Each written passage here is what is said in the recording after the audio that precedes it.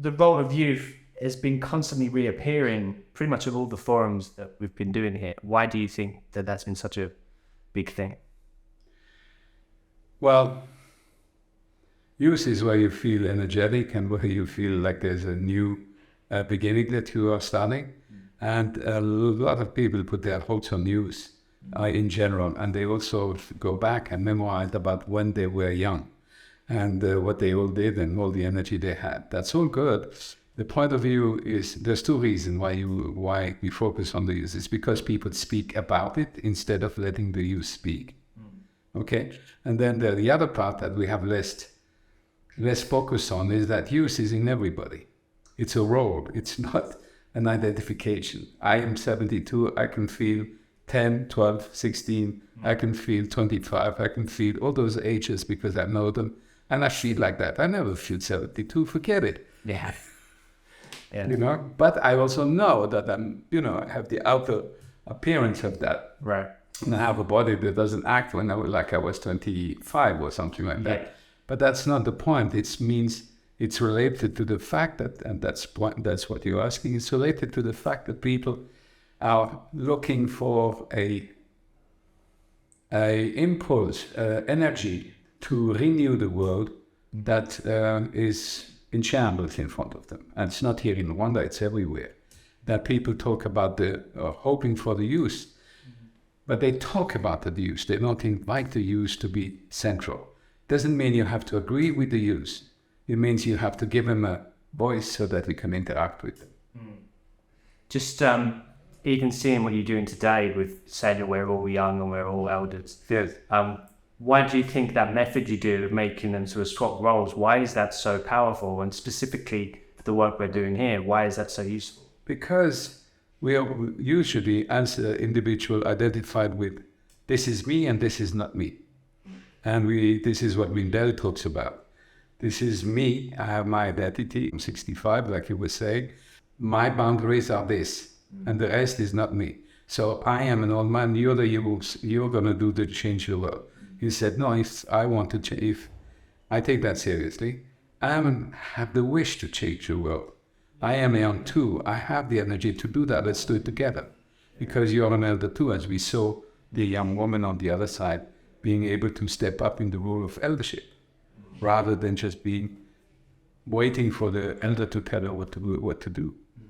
And that's the whole why this method is so powerful. It's because it goes beyond the boundaries of the personal identity. It's indigenous people have a knowledge about this, whether it is called Ubuntu here in Africa, or it's called that I am you, you are me, or Mother Earth is all of us. It's the same idea. It's the idea that your identification in one boundary is not so helpful. It limits you. It's also what you see in politics today, when what they call identity politics, where people are looking to have only their boundaries. I want to be only white, and I want to be perfect as white, and everybody else is something else. Thank you. I be as pissed as this thunder here when I hear that, because this is ridiculous. We are the world. We're not just one part of the world. And that's how we limit ourselves, because we think only as ourselves as one part. Of the young people that I've spoken to who've, even been heavily involved in the forums and the training, there's still a big struggle to speak to their own parents. Why do you feel that is so difficult, and how are the young people going to get the ability to do that? It's most difficult for everybody to speak because of the polarization.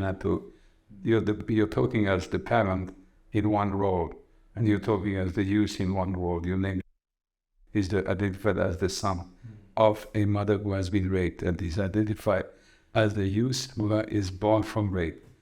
It's a heavy situation. But if he wants to go back, he has to go beyond. Maybe he's 20 or 22 or something like that, or 24 probably, because he was born just after the rape, after the genocide. Sorry about that. If he stays identified as being the son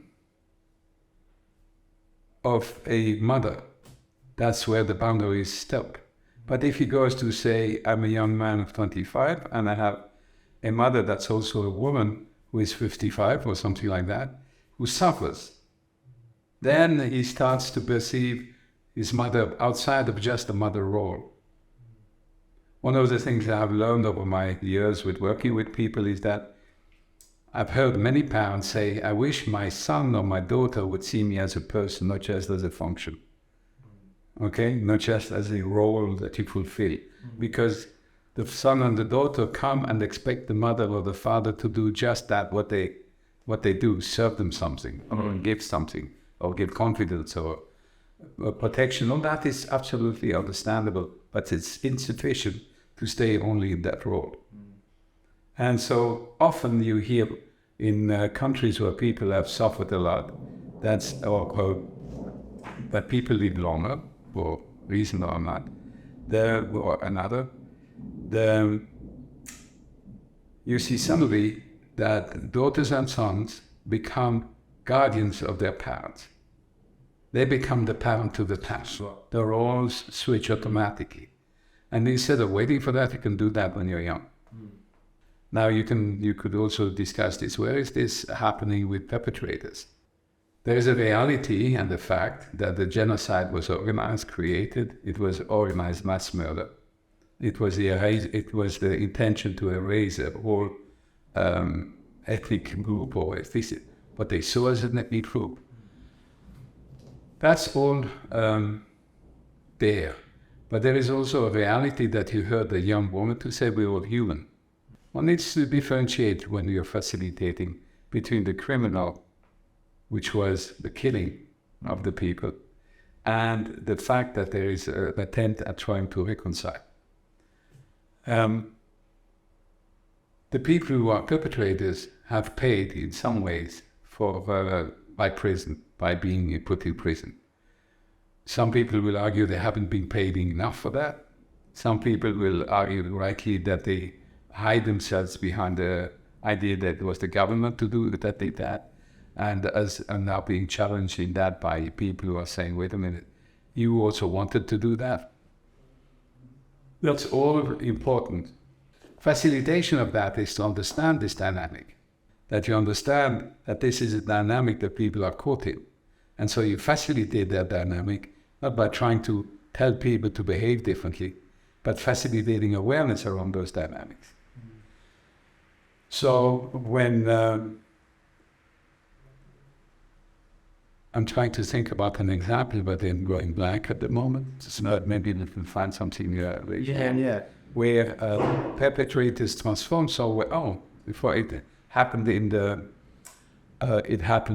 the forum this time when we played the genocide ideology, Arlene and I, saying very much how much it was hard for us to play it. And then we invited somebody to talk from that ideology, their experience of that ideology.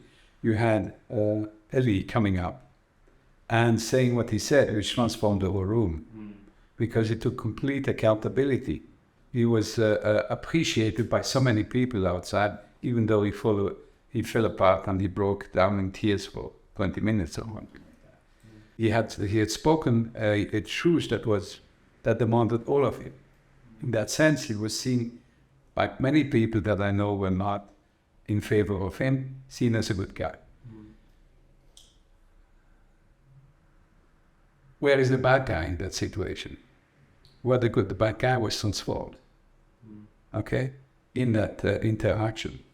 The bad guy is still what we call a ghost outside, those who don't speak the truth. Well, if we were to do a survey in the room, how many people are not saying the truth in that room? To their wives, their kids, their children, their parents, to themselves about their actions. Is everybody in that room just a good person? Have they never lied? Have they never done something weird? Have they never, taken advantage of the situation? Have they never outsmarted somebody or wished to really kill somebody? I don't believe that.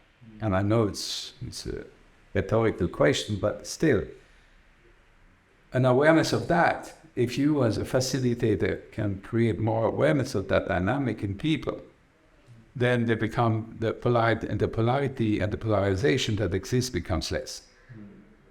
It's more possible to understand that. I can only facilitate because I know my foibles, I could say. I know what I've done. I know, and I can speak about it if necessary.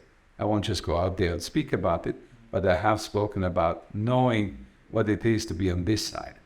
I know what it is to hate and to relentlessly hate until I've changed. I know how to having experienced the hate on me. I know how prejudice works on me, and I know how I have been prejudiced towards other people. If I don't have that awareness, it's hard for me to facilitate and have an empathy for the width of people's experience. As a last word, I would say, if I look at people and humanity, one of the things that we have done as humanity, we have seldom gained much awareness. We go for each other's throat at the click of an eyelid. You say something wrong, I'm going for you. You do something I don't like, I'm going to get you. This is constant. I don't know that maybe it's only in Western culture more than it is in other culture. I don't want to put every culture in that same pot, but I grew up like that. And I grew up like that among 5 very powerful physical brothers who would at any given time start a fight.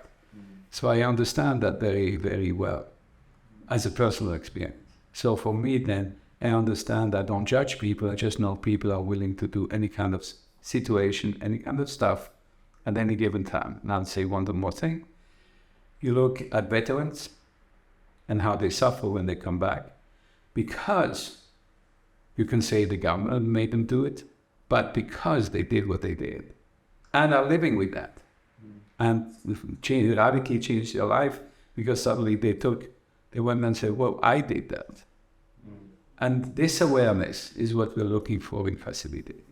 The work you're doing here rarely happens in the rest of the world, in other countries after something like this. And my question is, how do you think countries or societies suffer when this work doesn't happen, like we talked about in Germany? When you're speaking with German, and I spoke with a lot of German, many of the age who were children of soldiers of the Second World War soldiers said they never can speak to their parents. And that's the same story as here. So I do say when we show the film of what we have done here, there were maybe 30, 40 people in the room, and they were all touched, and many said, I never spoke to my parents. My parents never said anything. But Germany did something. It took accountability as a government for what it did. And that's not a given.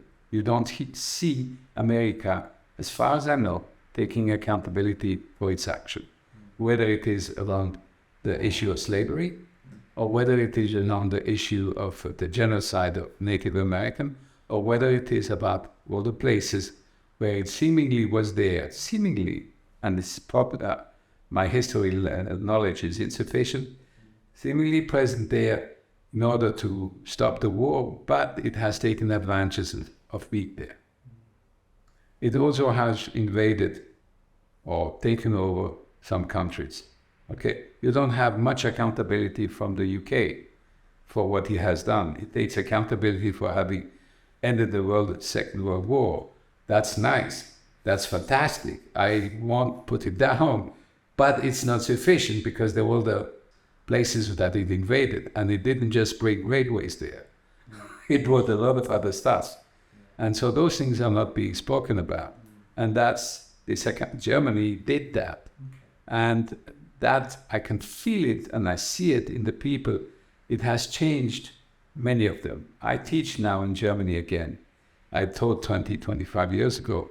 Then I decided to teach somewhere where I created a school. But I feel it in the people. There is an awareness of their history.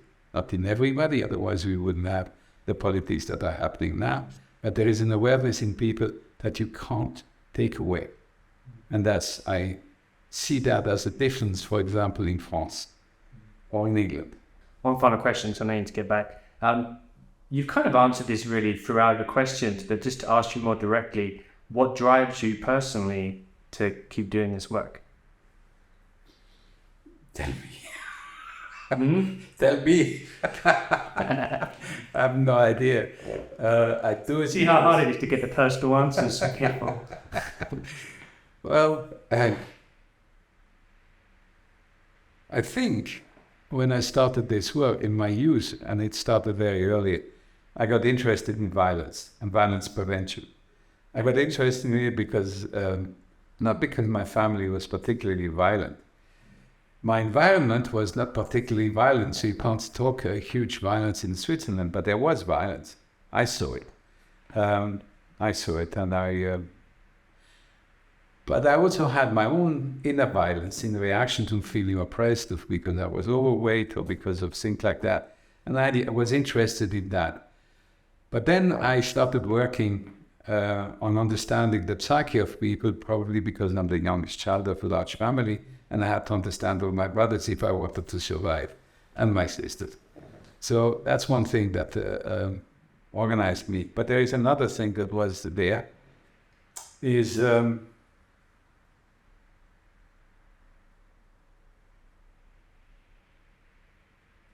I wanted to, when I was young, in my 20s, I was 30s, I realized that just having a career, like I was geared towards career, I had diploma, this and that, wasn't really satisfying me. And I remember working at the time, having finished graduate school in my youth. I was working in hotels, and I remember after several years going like, I can't stand this, because the conversation never goes beyond money and what the rich people who are coming and how do you get rich, and the sexism of the time that was constant. And even though I was part of it, I was trying to evade it, but I was also part of it, but I didn't like it. All these things made me think I needed to go and study. And at the age of 23, for a good reason, I read for the first time a book a brother of mine had given me when I was 16, and then I hadn't, but I always carried it with me. And it was the how do you say, the victories of the deep psychology or something like that. And I read it when I was 23 and deeply depressed, and I decided to find a psychologist who had written it, and I traveled around, and it was the time of 68, and where there was the youth, the young people in, whether it was in Brussels or in Paris or in Zurich or in London, who were revolting against their elders. Mm-hmm. And I was a guy who came from a family of workers, and I was walking around thinking those guys have all the privileges to think about that. I just want to survive. Mm-hmm. And work. They don't know what work is about. That was pretty unconscious of me, but that's what how I was thinking. But it fed the idea that there must be other ways than just conflict. And so that was the beginning of my interest. 10 years later, having met Arne Mindell and worked on, or 12 years later, having worked with Arne Mindell and having worked on on learning how to deal with conflict, I got interested and said to myself, I need to learn more about conflict. I had already, and violence. I was at the time working as a supervisor for the social services of a big county in Switzerland. And I was interested in why men and women were violent. And I started to think I need to study that more. It didn't exactly, that's my motivation, if I could say. I can hear my insecurity about it. But my motivation was to make a difference in this world around the violence. That's it.